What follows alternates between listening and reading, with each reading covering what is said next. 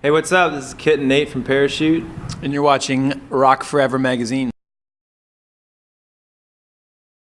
Hey guys, it's Tori from Rock Forever magazine, and I am here right now with the guys from Parachute. How are you today? We're doing quite well. We're in Orlando. Have you guys been able to see the city at all, or do anything while you've been here? No, but No? we've hung out a lot in Orlando. We've been here many a time over the past 6 years of touring, so Yeah. we know it and love it dearly. Okay, well at least the dressing room in Orlando is quite nice, so you've seen something. Yeah. And so we're going to start with some finish the sentence, so each of you guys can answer these. We'll pass the mic down. Now, the first concert you ever went to was? Michael W. Smith. Okay, how was that experience for you? I know everybody's first concert can be quite interesting. It was incredible. I grew up just pretty sheltered musically, and so this was like, he was like a Christian rock star, and he came up out of the fog on a, like an elevator.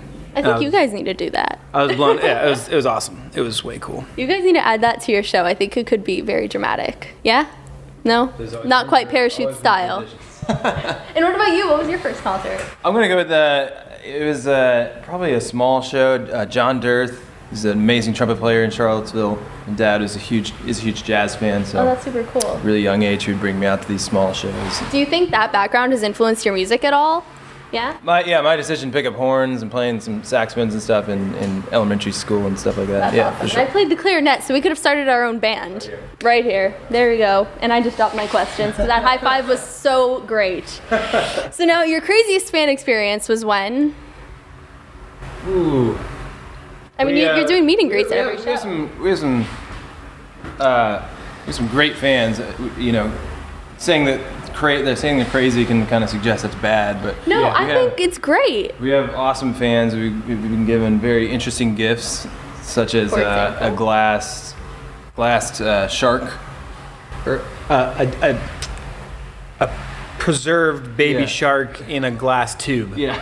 That is the first time I've ever heard that in an interview. So whoever that is, if they're watching, It was an interesting gift for sure. We took it around in the van for a little while, and then we realized if this breaks, this is gonna be bad news. So we kind of paid it forward and left it at a gas station. oh, well, hopefully somebody picked it up and enjoyed that gift. Well, if you're watching and you're the one who gave them that, they never forgot it. loved it. We have not. Thank you. And now, if you could take over anybody's Twitter page for a day, it would be. Not the Stone Pony, because I did that 2 days ago. Wait, really? We played the venue in Asbury Park, Stone Pony, and I took it over for an hour. It was stressful. Twitter's so stressful. You say one thing, and then you can see all these comments flowing in seconds after seconds. Can't keep up. I can't keep up. I don't know who. I don't know. I would. I'd take over. I'd love to be inside Kanye's brain as he tweets for an hour. That's actually a very good idea. We need to make that happen. Or I would be happy also taking over his Twitter account, and then taking some sort of funky meds and just letting stream of consciousness flow and see if anybody knows the difference. Well, that was a very creative answer. Thank you for that. Thank He's you. a creative guy. Very true. Now, last finish the sentence here. Now, the highlight of your career so far was when? Each of you guys can answer this separately because, there's been a lot that's happened. A lot, yeah. Highlight. It's been a slow, steady climb, so it's hard to pick one moment. You could always say this interview if you just can't think of anything else. I think one of the most memorable moments was the first time we heard our song "She Is Love" on the radio. It's kind of the first time hearing yourself on a radio station outside of your hometown was pretty awesome. So what was the scenario? Like, how'd you react? Where were you? What was going on? We were in Phoenix on our way to Sky Harbor Airport, and we'd just been at that radio station, and they told us they were going to play it for the first time. So we got in the car and tuned in and heard it, and we flipped out. We texted a lot, and Yeah, I'm sure all your friends were tuning in as well, very excited. And what about you? You have another highlight? Just all the major shows we've gotten to play. Just playing in Wembley Arena in That's London, huge. and playing in Times Square for New Year's Eve. It's hard to top those experiences. Yeah, a lot of bands would say that's like a dream come true. So for you guys, it's amazing. And your album Overnight is out now. And I'll tell you, speaking of Twitter, like we were earlier, my Twitter feed was blowing up when that album came out. Everybody was just raving about how amazing it was. And rightfully so. Computers, so yeah. Those are our Twitter bots. Oh, well, you were behind all of it then. It was all you guys. just kidding. But what did you guys do differently on this album to top your previous releases? Because clearly everybody loves it. But from your perspective, what did you guys do differently? We, well, for starters, it was just to be able to do a third album as a pop band was just mind blowing for us. And always, you always want to have the opportunity to keep building and creating music, but sometimes you don't always get the chance to do so. So we were just really thankful to be able to get back in the studio and put our thoughts into these songs and so we were, we wanted to do what any band would do, is evolve and try to see new directions you can explore while you have that time to do so. So we went with some of the songs a route of bigger production and some more programming to go along with some of these just more traditional parachute pop songs. So we had a lot of fun with it. It was a good time. Now, what inspired you guys lyrically and musically on this album? Anything in particular? Kendrick Lamar, I would say. We'd listen to him nonstop while we're recording.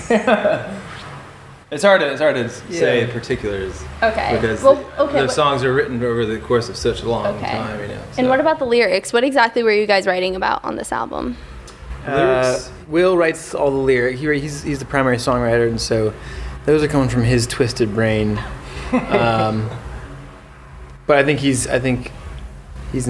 finds inspiration in real, always like identifiable real emotions, and then sometimes it's autobiographical or from real life experiences he has had himself or others have, and then sometimes it's fictional, which isn't any less valid if it's still a real identifiable emotion. So I think those are where he gets his lyrical Ness.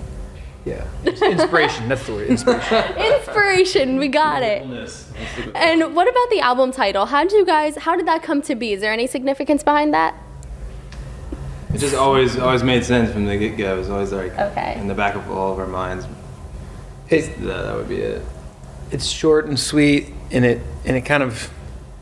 I feel like there's always a word on the album. You kind of look at the lyrics, and one word seems to connect on a number of different levels.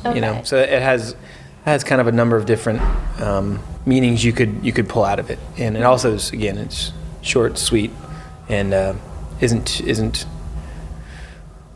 too specific or have too heavy connotations. It can mean a variety of things, which we like. Because I was thinking that's one of the songs on the album. At first I was like, are they just picking favorites, and are they telling me that Overnight is their favorite song? But okay, so there's a little more something behind it. There's levels that you can draw out, which is cool. Mm-hmm. And although Will writes the lyrics, maybe you guys could tell me a little insight about this. What's the story behind the song Disappear? Ooh, that's a good one. That was one of the last ones we recorded. Oh, really? Yeah, just kind of tucked it in there and. Glad it made it on the album then. Yeah, it's good. I like it. He was just talking about it.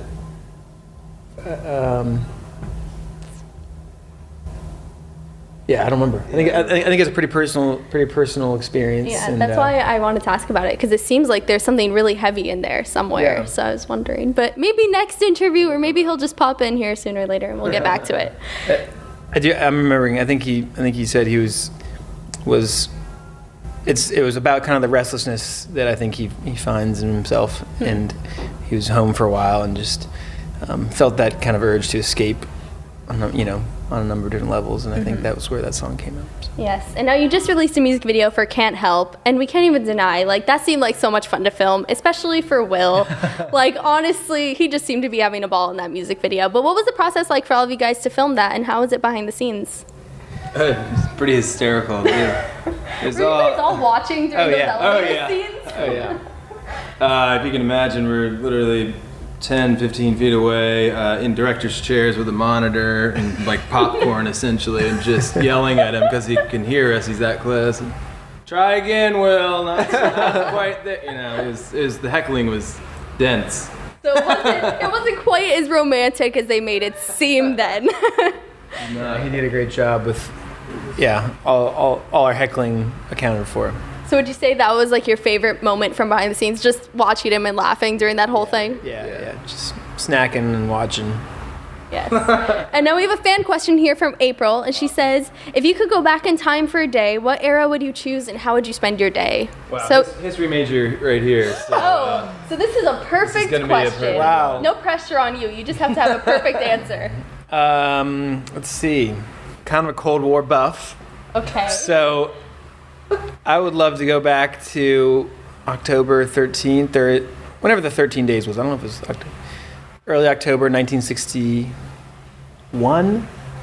You remember dates. That's crazy. And just kind of knowing that the world wasn't going to end. It'd be awesome to go back and then be in the White House. That just doesn't care about the. Yeah. Be in the White House, be a fly on the wall of the Situation Room, and kind of Interesting. that'd be pretty cool. And what about you? Now you have to top that answer. Yeah. I'm gonna go with. I'll stick with the '60s, Okay. but on a different scope of things, maybe try and find myself a seat on Ken Kesey's bus across the states. All right. Yeah, just dig into that and see where that goes. All right. And now you guys have Parachute TV going on your YouTube channel, and you've been doing that for 4 years, and you have over 100 episodes, which is like insane that you have that many videos of all of your madness. So out of word for it. your madness, so out of every episode, which one is your number one favorite and why? I'd probably have to go back and review all the stupid ones There's nothing that sticks that we've out? forgotten about. The cash for gold was that was the biggest budget video that we did. That was a good one. But I have a soft spot for one of the first ones with the go-kart racing. Okay. Lots That of good might be my times. favorite too, the And it's go-kart. cool that you caught it all on camera, and now you can look back at it years Yeah. later. Yeah. So, are there any more Parachute TV episodes coming in the works that you can We've talk got a about? running list of ideas, Okay. really stupid ideas that we have. So we've got a whole wealth of idiocy to draw on, if you will. We got YouTube tutorials. We've got some more short films. Hacker kit. We've got Kid as a hacker. We've got me as a English aristocrat. We've got so many ideas.